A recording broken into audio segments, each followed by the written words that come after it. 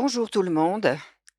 Alors, vous voilà toutes et tous transformés en hikikomori, comme Jean-Jacques, en saison 4. Vous vous souvenez?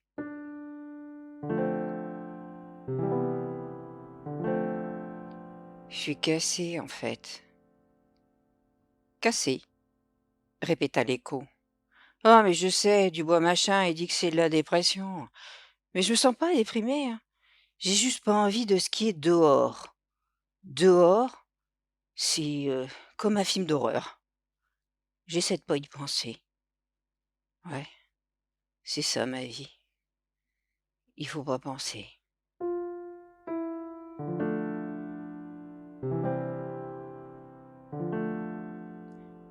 Maintenant, nous sommes en saison 6 avec Blandine, l'hyperactive logoréique qui pensait en avoir fini avec la psychothérapie.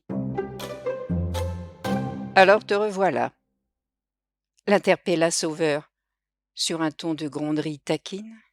Ah, c'est pas pour longtemps, hein, dans 18 mois, c'est la fin du monde. C'est vrai, j'oubliais. Mais tu te souviens de ce que je t'ai dit au téléphone quand même? Que la température va monter jusqu'à 50, que c'est la sécheresse, qu'il va y avoir des inondations. La sécheresse et l'inondation. Mais pas au même endroit, et pas en même temps.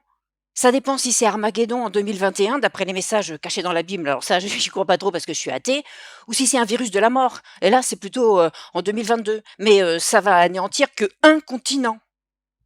Ah, ouf, eut le temps de souffler Sauveur. Blandine paraissait plutôt se parler à elle-même qu'à un psy présent dans la pièce. Il fut ensuite question d'Isaac Newton. Oh, mais c'est un vrai savant, on peut pas dire le contraire, on en a même parlé en classe. Qui avait calculé que la fin du monde serait pour 2060. Sauveur décida de se signaler en haussant le ton. Blandine, les témoins de Jéhovah, le calendrier Maya, le prophète Nostradamus ont déjà fixé la date de la fin du monde à plusieurs reprises et ça n'a pas eu lieu. Qu'est-ce que ça t'apporte de penser que la fin du monde est proche? Ça t'évite de stresser pour ton avenir? Hein? Mais l'avenir, ça existait de ton temps. C'est pas une attaque personnelle, un Sauveur, mais vous, les adultes, vous nous laissez un monde tout pourri, avec des montagnes de paille en plastique. Mhm. Est-ce que je peux te prendre 5 minutes sur les 18 mois qui te restent pour te raconter une histoire? Blandine croisa les bras en gigotant de la tête aux pieds pour signifier qu'elle allait s'efforcer d'écouter. Il était une fois, commença Sauveur, une île sauvage et mystérieuse, couverte d'arbres gigantesques et de savanes immenses, où vivaient, depuis des millions d'années, des lézards dragons, des kangourous hauts de 2 mètres, des diprotodons de 2 tonnes et des serpents de 5 mètres de long. Un jour, sur une plage, quelques planches de bois furent rejetées par les vagues, et sur ces planches, s'accrochant avec l'énergie du désespoir, il y avait des espèces de petits singes, peu poilus, sans crocs ni griffes, payant pas de mine.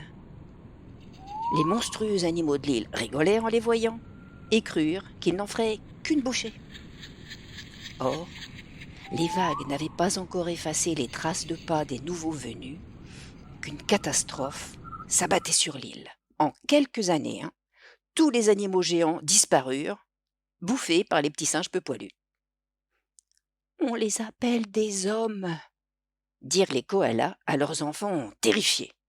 « Eh, c'est ça ton histoire? Mais elle est horrible !»« Peut-être, mais elle disculpe tes parents, à moins que ce ne soit eux qui aient découvert l'Australie. » Non, mais ce que je veux te dire, c'est ceci. La génération d'avant toi n'est pas plus coupable que la génération d'encore avant, et ainsi de suite. Ça fait des millions d'années que l'homme est parti à la conquête de la Terre. Ah, c'est vrai que ça a fait des dégâts, mais l'homme n'y peut rien. C'est dans sa nature. De tout détruire? Non, d'aller toujours de l'avant. C'est dans son ADN. Bon, là où je te rejoins, Blandine, c'est que ce ne sont pas forcément les adultes qui donnent le bon exemple. Regarde chez moi. C'est mon fils de 12 ans qui a décidé de devenir végétarien. On doit devenir végétarien? Non mais pitié! J'ai déjà arrêté le sucre! Lazare m'a fait réfléchir. sur la façon dont nous maltraitons les animaux domestiques, sur la mauvaise qualité des choses que nous mangeons, sur le gâchis de nourriture. Il y a entre 25 et 30 des aliments que nous produisons qui finissent à la poubelle. Alors, bref, Lazare me rééduque. Je ne suis pas devenu végétarien, mais je mange moins de viande, plus de légumes, ma poubelle est moins pleine. Bon, puis moi, je me porte mieux, hein. Ce qui est bon pour la planète, c'est bon pour ma santé. Tu trouves pas que c'est un slogan plus motivant que «Ah, dans 18 mois, c'est la fin du monde»? Blandine marmonna.